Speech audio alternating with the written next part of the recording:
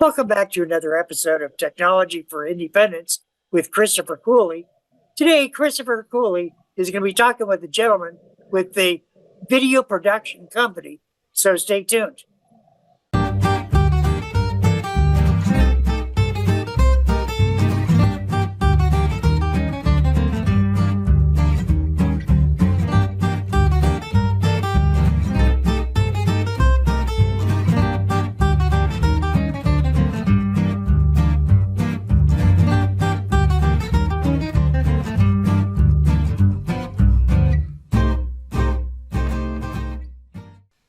Welcome back to another episode of Technology for Independence with Christopher Cooley. Today, Christopher is going to be talking with the president of the video production company. Chris, it's always a pleasure talking with you. It's always a pleasure to be here, Patrick. I asked K Bray to come on today to talk a little bit about the media company that he provides, allowing individuals to tell their story. And I know that he came to my home multiple times to interview me and allow me to be able to tell my story about my independence. He had went to other individuals with multiple disabilities and interviewed them to be able to allow them to tell their story about independence. Also, I saw him a couple of weeks ago. He had a video that he had an individual telling their story about drug addiction. And he, did really well with that. And I would like to turn it over to him and let him tell us a little bit about what he does to help individuals to be able to get their story out there. Hi, Chris. It's always a pleasure to be with you. And as you know, I'm president of Barking Squirrel Media. We're a video production company located in Cincinnati, Ohio, and Chicago. We tell the stories of organizations that are making a positive impact in real people's lives, the community, and the world. That pretty much is all we do now. It's all about, authentic stories and things that are inspiring. What is a company doing that's good in the world? Maybe they're working on poverty, as one of our clients is, and they're hiring kids out of high school that would not have an opportunity to go to a tech school or college because of their financial circumstances. They'll mentor them during their senior year, hire them, sometimes 50 of them at their company, and then also they'll pay for their education during the 4 to 6 years they work there. So most of our companies are looking for a way to use their profits and their influence to make better communities and offer more meaningful lives to people. And of course, with you, we told your story for Safe and Home, and we filmed their stories all over the country. And what I love about Safe and Home is they are helping people with various challenges, disabilities, and they give them the technology and the services so that they can live self-actualized, meaningful, self-directed lives. And I mean, that's just a perfect fit with our mission. So, of course, we try to bring the cinematic touch to everything we do. We film with the latest and greatest film technology. One of the recent purchases we made was the new Red 8K cinematic camera, and it just does marvels. I'm very fortunate. I get to work with a team of exceedingly talented people, and I learned early on before I started this company that I may not be the brightest bulb in the group, but I need to hire the brightest bulbs in the group. So, I try to give them the direction and let them do the amazing things that they do. So the individual with multiple disabilities, when you help them tell their story, how did they feel about that? Did they feel confident and happy about telling their story? They did. As always, we like to pre-interview people on Zoom, just like we did with you. So there's no real pressure because what we film is not necessarily going to be on film, but it helps us get to know the person and, what their real story is. And sometimes it takes a little bit of time to unearth that story. It may be buried down beneath the surface. And once we do the video discovery, then we go through that and we begin to write a script for people. And usually for people in the disabled community, we're really doing it in a bullet form. We don't want them to try to be actors and read things on camera. What I want to do is to show them these are the type of things we want to talk about, show them the time limits. You need to be able to answer this question in 20 seconds rather than 3 minutes. And then when we're on camera, whether it's in a studio or in their home or a place of work, they're already familiar with what they're doing. They're used to working with me. We've already bonded and become friends. And it just becomes a casual conversation. And it's my job to make sure they sound good and look good. And if they don't, then nobody's at fault but me. So I always say I'll make more mistakes during filming than you will, and we'll laugh about it and we'll move on. And that kind of sets them at ease. But I just love hearing what real people have to say. Yes, we do big brand stories for corporations that are, scripted and storyboarded and site scouted and all the things you do to make a film. But what's really near and dear to my heart is to hear real people's stories, and like you in particular. I mean, hearing your story and your backstory and all the things that you had to overcome, and you were just not going to accept what people told you about you. You were going to find a way to overcome these obstacles and obtain the life that you want. And you were the very first person we filmed for Safe and Home. And you did just exactly that. You told your story in a compelling way. And I still think it's one of the favorite stories we've told for Safe and Home. You were amazing on camera, and that's not often the case. We've had challenges. Sometimes we have to have the parent tell the child's story because maybe they can't talk. Maybe they don't only talk with a alphabet board. But still, the stories are amazing. How did you get your start? Well, I started off, I grew up in North Carolina. I came to Cincinnati to go to the College Conservatory of Music, wanting to be a concert pianist. And after 4 years of that, I realized the chances of that happening were about equal with winning the lottery.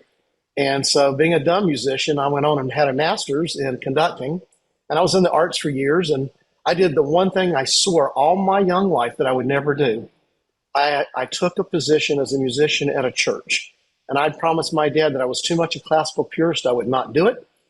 So I told my wife I just needed one more orchestra and then I would have the income that I wanted, but I'll take this church job for 3 months. Well, the pastor there was all into storytelling. And, he wanted me to paint with a larger canvas, not just with music, but, with drama and film and liturgical dance, everything you can imagine. And I thought, wow, this is great. I'm not just using music. Music's important, but I'm doing all these other things. And I found that if I could film people that were, at that time, were destitute, like homeless folks, and let them tell their story, it was very compelling to the congregation. And after a while, the congregation says, look, we're going through a culture change. And I said, what do you mean by that? And they said, we're beginning to realize as a church, we have an obligation to help those that no one would help. And I started realizing, wow, if I can open people's eyes to the needs of the poor and the marginalized, this is a powerful medium.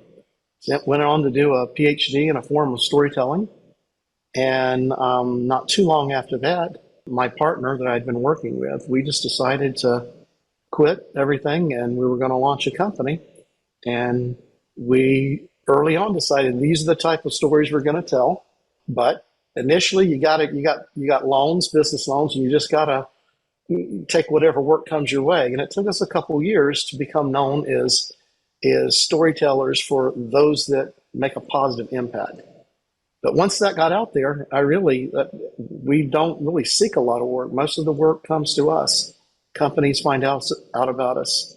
And now we're doing international work. Last month, we were filming in the UK. And here in 2 weeks, we're filming outside of Paris, France. That's a little bit about us. So when you film individuals, what is the expected result that you would like to have the viewing audience understand? Well, for us, it's all about the classic story arc. A classic story, and you can use Star Wars as an example. You've got the hero of the story. They don't know they're the hero, but you've got a hero, the main person in the story, and they want something in life. They want something that they don't have, but there's some sort of obstacle or struggle that's preventing them from getting to the success and the new life they want. And so inevitably, a story guide comes into their life. So if you think of Star Wars and you have an Obi-Wan Kenobi or you have a Yoda that comes into their life and gives Luke Skywalker new skills. He's trained in the ways of the Force, and he learns to control his impetuousness and get focused and use the Force. And he would never have been able to get off that star that he was on and become a Jedi fighter had he not had someone come along with him and challenge him. And during that process of working with a guide, he has to make some serious decisions that are uncomfortable. There's change is inevitable. And so the guide challenges him to make the change and move forward in his life. And as a result of those changes and those new decisions, he enters into a new walk of life. And generally along the way, there's an evolution or a maturation of the hero. As he grows in his understanding of life, he decides that maybe what he initially wanted was not a very mature thing. Now he wants something much more meaningful. And that's, that crisis moment when a hero in the story decides to embrace change and face what's wrong in their life, their own frailties, their own failures, their own fears, whatever it is. They face it, they move through it, and that's kind of what we call the golden mean in music or in a story. It's approximately 3/4 of the way through a film or music. It's the most dramatic moment. And from that, you have, in a sense, your happy ending in a classic story. Now, we have anti-hero stories and all kinds of other stories that are different, even comedic stories. But your classic novel that you would read, that's pretty much the story guide you would see. And so we're doing that mainly because no one wants to hear someone get on camera and brag about how great they are. When corporate America wants us to tell their story, if we're just talking about they're the greatest and they do this better than them and they do this better than them, we realize it's fake and it doesn't ring true to our hearts. It doesn't really engage us. But if you hear a real person talking about, here's where I was. I mean, I was a mess. I might have been an alcoholic, or I had this disability, or whatever the case may be, and I didn't know how to get the things in life that I wanted. And I went through this process. And as Chris did with Safe and Home and their services and their training, and it changed his life. And now he's living in his own apartment, which people said he would never do. And he comes and goes as he wants. And he's got leadership positions on committees and things all over, at least all over Ohio, maybe all over the country. And he's living his best life. So in that sense, Safe and Home was Chris's story guide. They came into his life and helped him overcome the obstacles. So if there's no struggle, there is no story. Story is about struggle and change. That's really what we're looking for in the interview. I know I see a lot of your storytelling videos all over media, and it really humbles my heart when I see other individuals that may struggle like I did, and they're becoming independent. They're becoming more, out there in the world and being seen. And, it makes me proud to see those moments because I know back in the day that those are the moments that I struggled with and I overcome. And when I see you, bringing those individuals into your storytelling, it really helps broaden the world and be able to allow other individuals to see that they're not the only ones. They have the power. They can do whatever they set their mind to. They can be independent. They can work independent. They can shop independent. And those videos that you show with the individuals telling their story, it is a powerful moment. And when I saw a couple weeks ago one of your videos allowing an individual with drug addiction and how they were telling their story, it really melted my heart and it brought tears to my eyes because knowing that drug addiction is hard to get over. They think that they don't have the support. They think that there's no way out. And when I heard that story and that individual telling her story, it was an awesome story because it really, got my attention. It allowed me to see a moment that I would never seen, in that community or in that area, because it really, is a great thing that you do. And if the county board with multiple disabilities, how would they get a hold of you if they want to tell stories and be able to bring individuals in and tell their story of how they're becoming more independent and how they're helping others to be involved and be able to bring independence? Well, they can go to our website, barkingsquirrelmedia.com, and there is a contact page there. And you can just send me an email there. You don't even need to know my email address. It will come directly to me. And from that, I'll reach out to them. And initially, we usually just have a Zoom conversation like this. And I want to hear, what are your goals? What are your objectives? What are the problems you're trying to solve? And then from there, we usually interview people in their organization, like with Safe and Home. They had me interview you. And a lot of times we'll interview a number of people to help an organization find who is best to help them accomplish their goals and their objectives, who speaks well on camera and has a story that's engaging. I mean, we all have great stories, but some are more engaging than others. Earlier, you were referring to the Empower films, and that was sponsored by Children's Hospital here in Cincinnati, Ohio. And what was amazing there is we interviewed 4 women. All 4 were drug addicts while they were pregnant.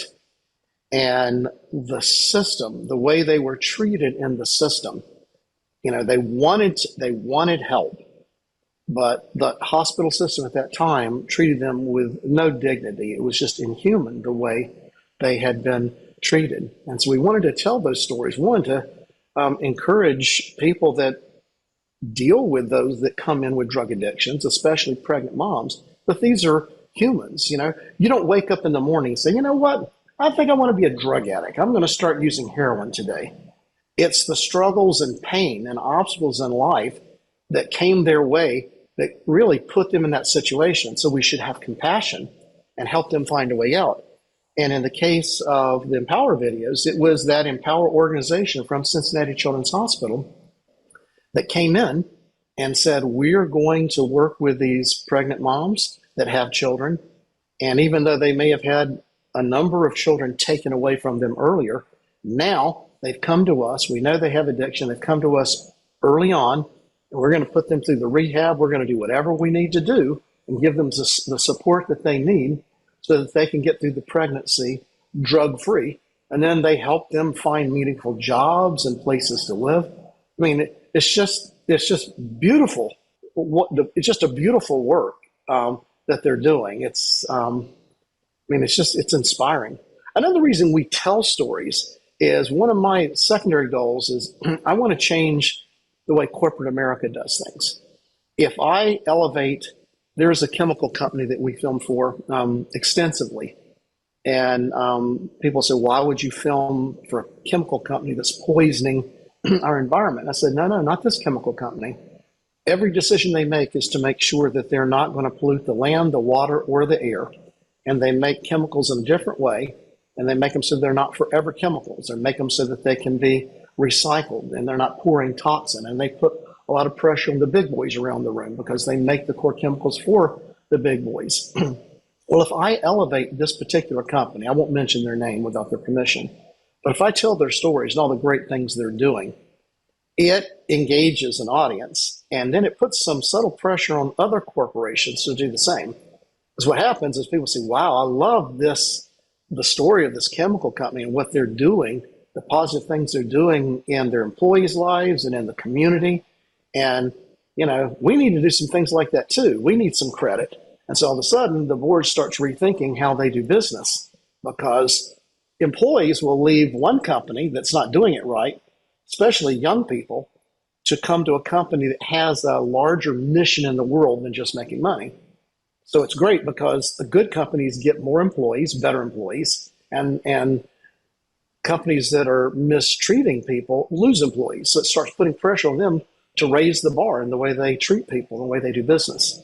So it's subtle, and I guess I'll never truly know how much impact. But I know this, that storytelling is engaging, that we're wired for storytelling, and its potential is enormous. I read a book by, I don't remember her name, but it's called Wired for Story. And she's a storyteller that analyzes story from a neurological point of view. You know, what does a great story do to the brain? And interestingly, without getting into all the details, I learned that all the learning centers of the brain are fired up simultaneously when you tell a story well, the classic story arch. If you think of, that aids in memory.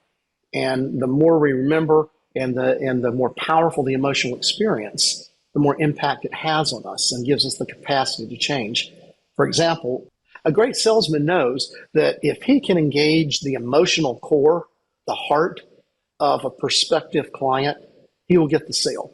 It's not just the facts and figures, which really are dry as dust. It's emotion. It doesn't have to be grotesque emotion, but you're making some sort of emotional connection. And that's what seals the deal, even in sales, and all the more so in storytelling. So we tell those stories so that we can make a positive impact, not only in the world, but in corporate America, so that they rise to the occasion and do better things to take care of their people in the community. Where do you show your videos? Is it open to the public, or is it open only to those companies that ask you to make them? The companies that hire us, they have their own marketing plan for the films that we do. So they're putting it out on YouTube, they're putting it on Facebook, they're putting it on Vimeo, they're doing a lot of work on LinkedIn. They're using those online platforms to send out their message. And that's so much more efficient than it was 15 years ago when everybody was doing commercials on television. Problem now is no one's watching regular television. And if we're watching things that were made on regular television, we're watching it on Netflix and HBO and all the different online platforms, and there are no commercials there. So when you put it out in the digital world, we can measure how long someone is watching, what type of people are watching, what are their careers, where are they living. We won't know their names, but we can get a lot of information on them. And then we can determine from those metrics if we're being effective. And sometimes we do 3 different versions of a video, and we'll find that one version gets more traction than the other. Well, that's where they're going to put their money in the media buy. And then we think, okay, the next film, we need to be sure we're telling the story the way that was successful the first time. We can even determine the type of person that watched it, what their career is, their income is, the general area where they live, but we know how long they watched the video. So if all of a sudden we realize that, wow, this video is 4 minutes and they're only watching the first 30 seconds, we know we got a problem. We've got to redo that film because we want them to watch to the end. So in a lot of brand films, we want to tell the most important thing right up front because I may only get 30 seconds of their time and they may not watch till the end. So I've got to front load it with the most important information. What would you tell individuals today who have some electronic equipment and that want to get involved in making videos? What advice would you give to those individuals? Well, first of all, you don't need a degree.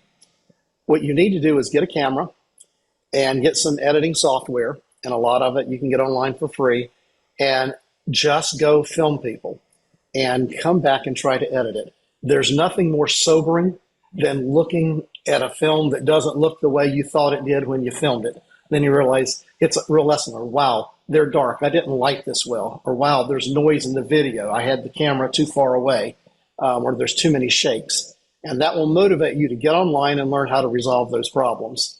And some of the people that I pay the most money for, they just started with a camera and some audio equipment and did their own editing. And they were just determined to learn.